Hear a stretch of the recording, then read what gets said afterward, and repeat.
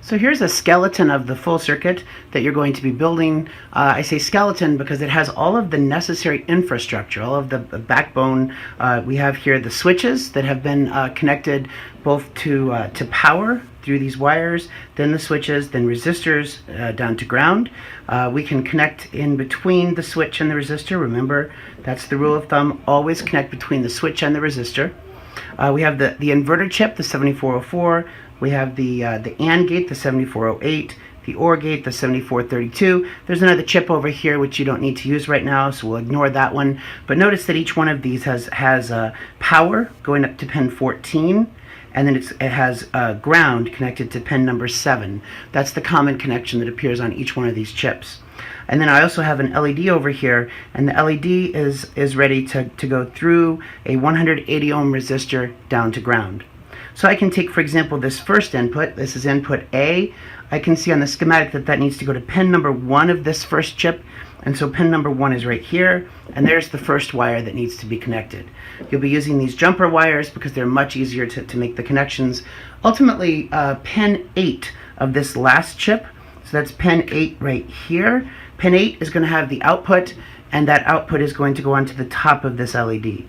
So when you're connecting these chips together, not this one, but all the rest of them, you'll be able to make let's say about 15 or 20 connections necessary, and those are shown in figure 2 of the handout.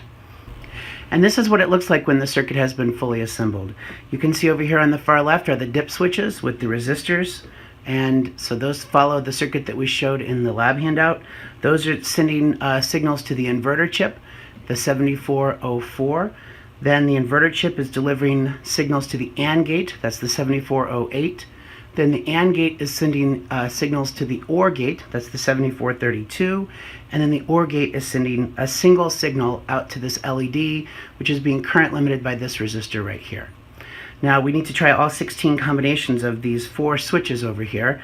I think that the easiest tool, the best tool I've found for controlling this, is a pen that has been retracted. So these fit directly on top of the dip switches here. So here's 0000, and then I can do 0001, and then I flip that one back down to 0, and then I flip the third bit up to 1, so there's 0010. I'll flip the fourth bit back up, there's 0011.